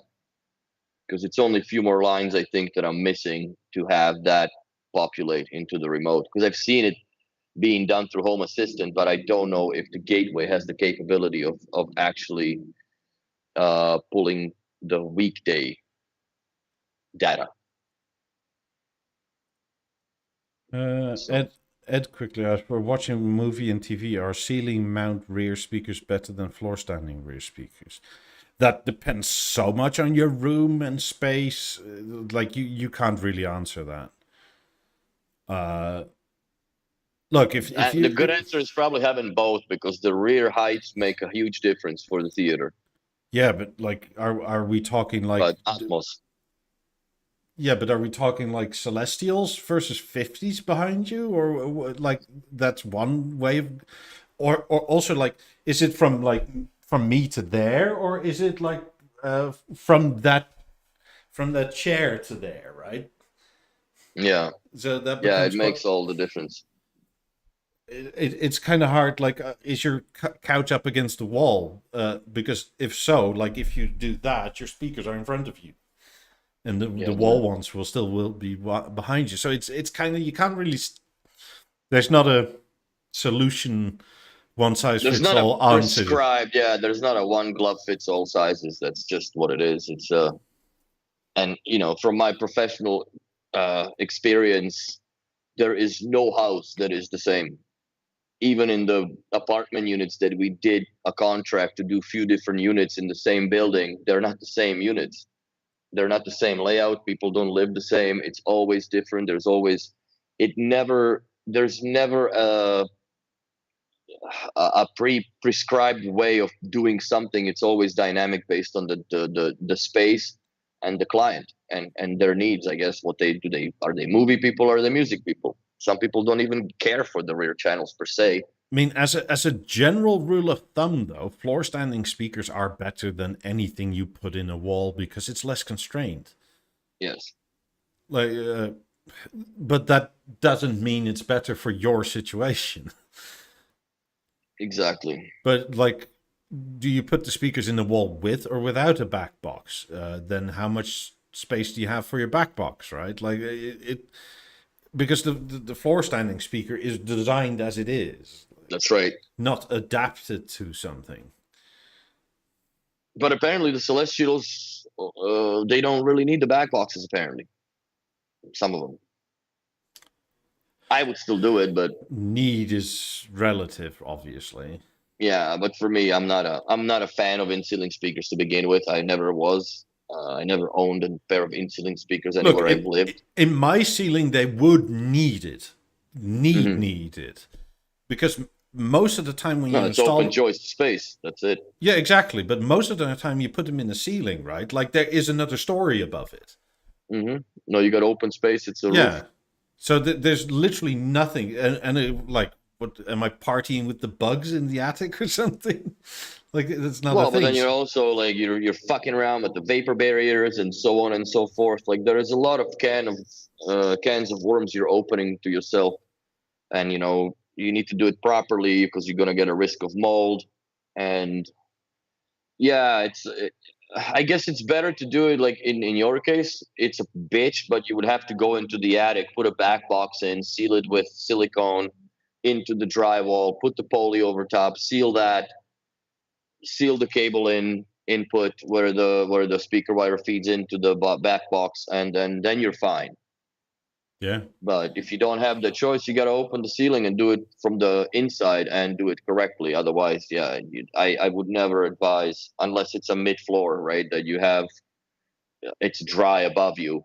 So, but yeah, especially we're here in Montreal or Calgary, where you got all of a sudden -30 or some shit. It's very cold in the attic, and if you run conduits and stuff, like the water starts condensating in these places too. Yes, because steam is steam. So yeah, it's a trick shot. But if let's say you're building the house and you're gonna have a dedicated, let's say, height speakers for your Atmos in a specific room, and then it's coordinated with the electrician, so the pot lights and everything else lines up properly as it's supposed to, and so on and so forth. Then yeah, do the in ceilings and then do them properly with the back boxes and so on. But I would never use stealth acoustics per se, like the ones that you drive all over or patio over. They sound terrible, no matter what you say. And if they do get fucked, then it's a big damage versus just replacing the driver with 4 screws that it's clipped in with the clamps to the back box and the drywall. Where this, you're opening the ceiling and hopefully in the right spot. So it's not fun. But that's in ceiling speakers. I'm not a fan, like I said. Yeah, what would you call them? The actuator-driven drywall speakers. I would use them. They would work perfectly in like many bathrooms and stuff like that. Because like you can't really get mold on them, right? But it is an expensive proposition, and the sound isn't there done expertly. So another thing, I would stick to the Beolab 8s if you want to put something high up. Exactly, Ed. That's what I'm saying. That's the best way to do it. Use 8s on the ceiling mount. Perfect. I actually really love their ceiling mounts too. It is nice. It is very nice. This is coming down in price, and I'm starting to get a bit giddy. 97-inch. Oh, shiitake mushrooms, bro. $7,000 down. Yeah, that's enticing. That's enticing. And it's new. I saw an open box one that was I don't even know if it was installed, but it was returned for like 14. Oh, This makes me think because the prices for the G5s aren't announced yet. Like we're getting closer and closer to that magical 10. yeah, it'll soon be. Because I would absolutely hang 97 inches in my living room. Jesus Christ on the cross, man. That's so big. But this one has that crazy box with it, right? Yeah. Hmm. Yeah, I think I saw a G2 97 for like 12. But it's enormous, obviously. Yeah, that's a lot. 84 inches wide. God, this man. That's a fucking sheet of drywall. More. Yes. That's bigger than a sheet of drywall, dude. Yes. By by what? Like 6? Because what's the drywall length? 82 or 678? I don't remember. It's generally 8 by 4 foot. Fuck. So 8 is 96 Okay, long, so it's 4 wide. almost as a sheet of drywall. That's insane. That's big. But yeah, like this is actually the only upgrade path I consider having, right? Like I already have an 83 inch. Like where do you go from here? Like the 88 one is 8K and I really couldn't care less for 8K. I mean, it's also like it's bigger but not that much bigger. No. Uh you get a weird bunch of problems with AK sources. Like my eyes aren't good enough at that distance to see the difference between 4 and No. 8K. Mr. Potato Fries as a projector. Whilst I'm not against projectors, their light output is not high enough generally. Also, the Yeah. blacks aren't the same. They're not black. Yeah. I mean, the better laser projectors are really good, and I like those. But then you're spending 25 grand on a laser projector. Plus the screen. Yeah. Because you need a specific screen for the light to be reflected off of it. So, and like I said, the accuracy, it's never going to be the same as the OLED panel where the individual pixel lights up. You still have light bleed and whatever fan noise, which is annoying and unavoidable. So, and also then you have a life cycle of a bulb, even though it's a laser. I'm sure that it burns out at some point. You have to replace it. And then how much is that? Are you going to replace it or just going to buy a new projector at that time? Probably, because then you have, what, your 6K or 8K projectors, right? Exactly. So yeah, to me projectors are cool, but not for a living room slash active living, I guess. Like if you have a designated room where you have chairs and you have full light control, that's different. But I wouldn't. The BV4 103, yeah, we're creeping closer to the 103-inch mark.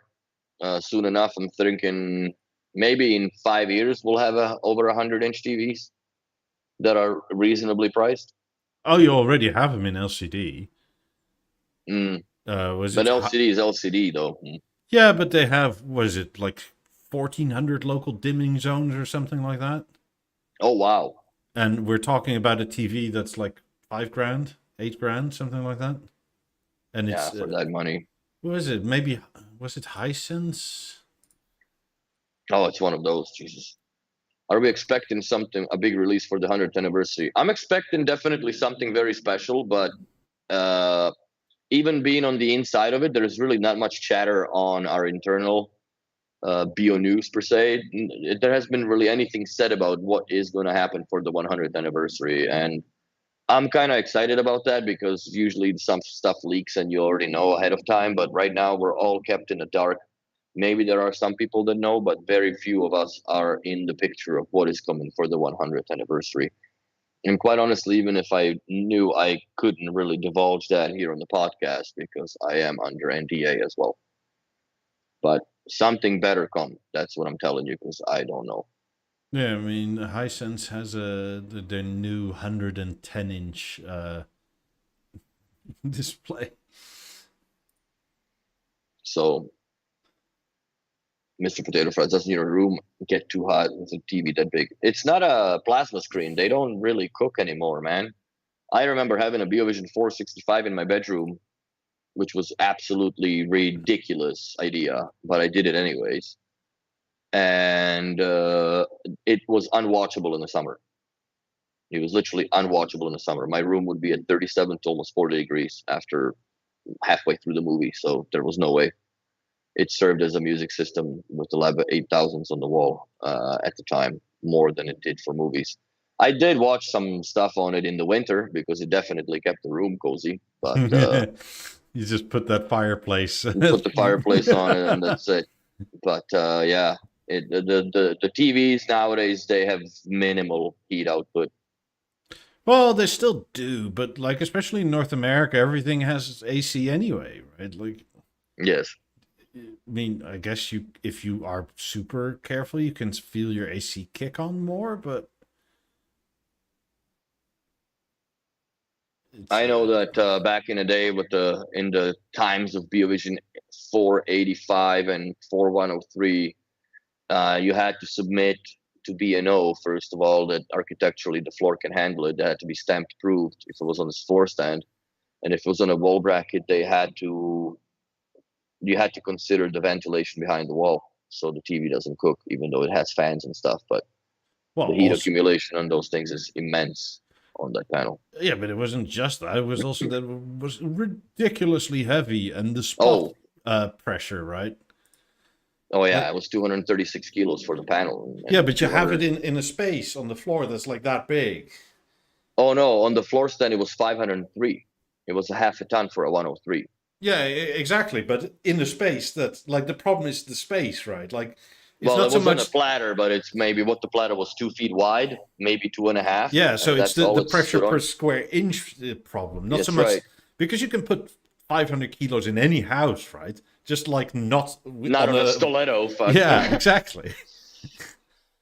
So yeah, that was but those days I'm grateful are gone because installing these TVs, like it's a lot of physical effort, obviously. It sucks the fun out of it. It's same thing with 90s. Like it's a big event and you have to be extra careful because moving them, if you fuck them up, you don't want to screw up the crowns because the way that these ship would be in a large box because you can't just like unfold them like out of the box. Like they are in the shape that they are in and that's the box they're going to be sent in. So it's yeah, you have to be careful with all that stuff. Hisense, that TV makes me sick to the stomach, man. Or the brand actually, because that was a TV that I had in the studio that was fully Yeah, furnished. That first thing I'm like, get the TV out of here, man. but this is, I think, a 55 inch. It may be a 65. Jesus Christ. Like, and this is 110, right? Like, No, that looks like a 65-inch almost. yeah. Just Jeez. for size reference, like it's enormous. Yeah, that's pretty big. But How that's big it. is this now? 110. Fucking hell. That's too much, man. That's like if I put that in there, lose the window. How Yeah. heavy is it? Like 80 kilos or something. Ooh, it is heavy. Yeah, but it's not that heavy for the price or for what it is for the size. No, but man, that's a lot of metal substrate in there to keep it I mean fucking like the wobbling. LG 97 is I think 60 kilos. Hmm. Yeah, these things starts to get a little bit heavy. But like 110 versus 97 is probably 30% larger. So although it looks like, I mean, 55 to 65 is something like 50% larger. Hmm. I'm happy with what I've got. My 65. I thought about 77, but I think that's gonna happen once I get across the border. I'm not upgrading anything in this house anymore. Yeah, let's see. Size 97 versus 110. Compare. Yeah. So 110 inches, 29% larger than a 97-inch. Jesus.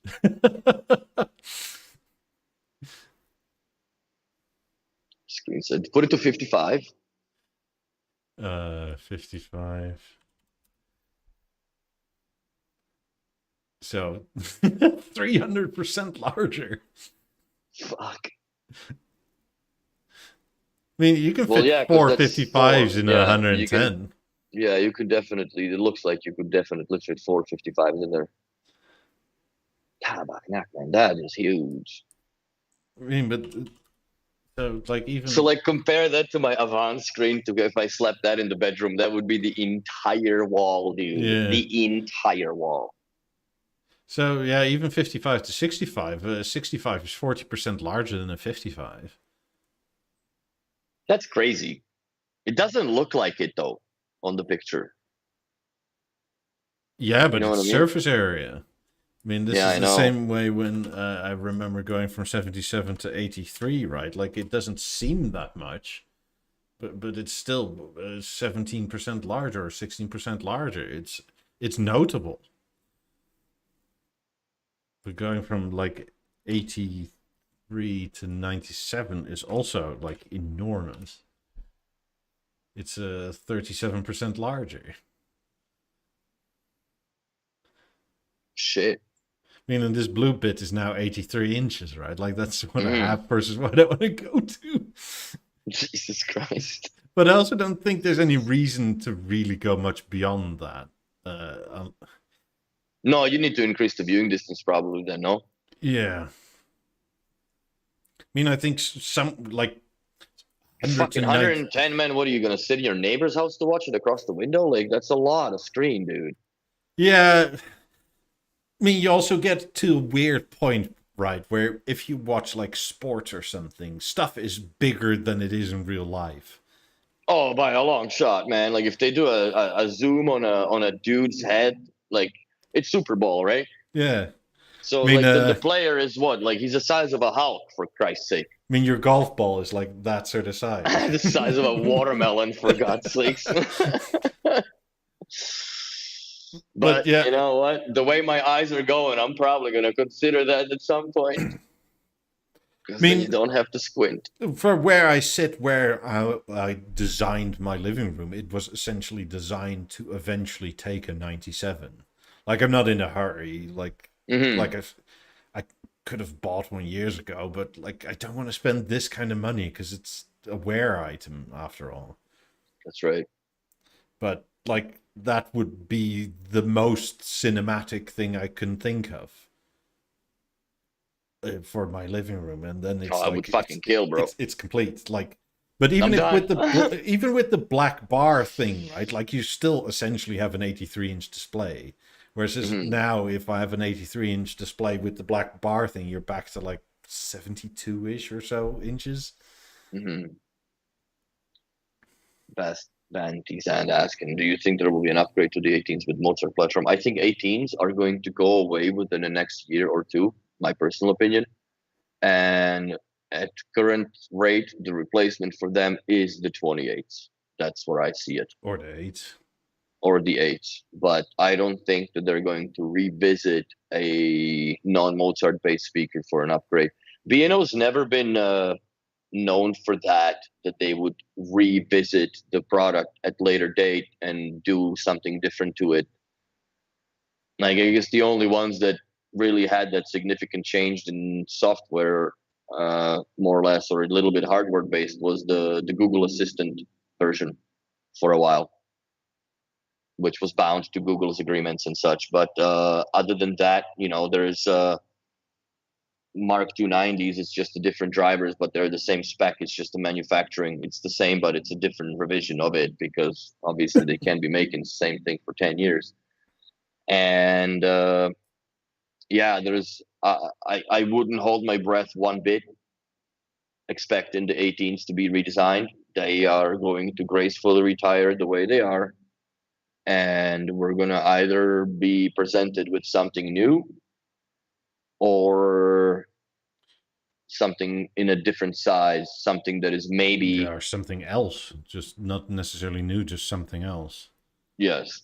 But I don't think that it's gonna move away from the 18s. They've been around respectively long, and the time will come for them to go. Eventually, yeah. Also, if you want more performance out of them, you need to make them bigger, right? Because they're just size constraints. That's Especially if right. you want to put a Mozart module in there and take even more space out of the chassis. Yeah, there's not much room to play Like around at with that in there. point, you just have something different already. Like, And where do you put the interface? So, yeah, and being how it is, or given the way that the B&O direction is going, I think that they're starting to replace the acoustic lens with their DSP capabilities. And probably the last product that we do see that has acoustic lens is the 50s as a new product. I think the acoustic lens is going to, if there's going to be, let's say, a 100th anniversary speaker introduced, I do not think it will feature an acoustic lens anymore. no. That's my guess. And Yeah, they it's a just very don't want to solid pay the guess. license for it. And then basically simply because they can do that very, very closely with DSP. It's not the same airy feel of the sound as the tweeter firing into that concave lens and even dispersion. But if you are centered between the eights, or dabbling or scattling around them, and you have them in the wide mode, they sound very close to what the acoustic lens would I perform much like. prefer the wide mode over the narrow mode. Yeah, narrow mode is a little too policed, I would say. It's almost too razor sharp. Yeah, and it gets sort of weirdly straightforward, punchy, right? Like it literally feels like the bass is doing that sort of. So yeah, I always prefer to set them on wide modes. People usually prefer that as well. We've tried it, give people A to B, but I On what think that the stereo imaging and the accuracy is crazy because like you can literally walk out of their sweet spot and they lose so little clarity. It's amazing. yes, Like I but like literally had them in my kitchen pointing to the living room and I walked around it and literally stood in my kitchen and they were firing that way and they were only marginally less focused. no, they're a great speaker. But yeah, I think that the acoustic lens is dying, and with speakers like 28s, you're basically able to do that because you have three mid-range drivers pointing in three directions, plus Yeah. that big bubble ass tweeter. So that's it. And I think the 50s is going to be the last mechanical movement of the acoustic lens to begin with. It was the first, and it's going to be the last. I don't think they're going to utilize that technology. If anything that I wish that they would utilize is something that gotten forgotten in their drawers of patents, and that's active baseboard technology, which I think they should definitely introduce that with their next speaker or a sound system. Uh, you know, just work it out a little better so the oil doesn't leak off the gears and so on. But I think that active baseboard technology would be it's a great party enhancer for sound. Yeah, or So that's my take on it. you use the gears that you use in the planetary stands, like the Exactly. self-lubricating plastic that doesn't need any lubrication. Ziga, if I were to buy my 90s again, I would definitely end up with two pairs of 50s instead, as we put it in perspective, and I would probably have enough money spare to buy the entire setup that I have here. Oh, easily. Was it? Was We it did the last week? comparison. Yeah, 2 weeks ago. 2 weeks ago, no, last week because I wasn't present. But yeah, Yeah, it's Max did it. 90s were worth it when I bought them, honestly, back then. Now it's more or less, I guess, not even the bragging rights. People are just shocked when they see how much they are because they think that I had spent that money now, but I did not. But they are definitely. If you see that comparison, it's a sobering comparison to begin with because acoustically, two pairs of 90s will walk circles around 50, two pairs of 50s will walk circles around one pair of 90s. And if you want to go full tilt, I would give up the 28s for two more pairs of Beolab 8s and put them as ceiling mounted, and then do the heights.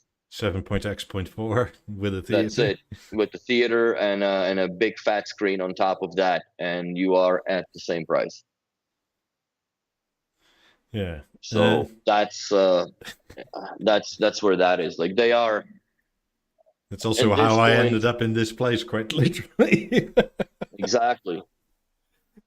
He couldn't fit them in his place till now. You can't fit them into place because of the cost prohibition. Yeah. It's not worth it. Anyway, They're very close. They're very close, Ziga. But that's we'll leave that for another Sunday. come back next week because I need to go to the loo. And So do I, bro. I'm dying over here. Back in 2 hours. yeah, go click links and come join Discord and that sort of thing. Love you all. See you next week. Bye. Bye. Thanks for watching. This button.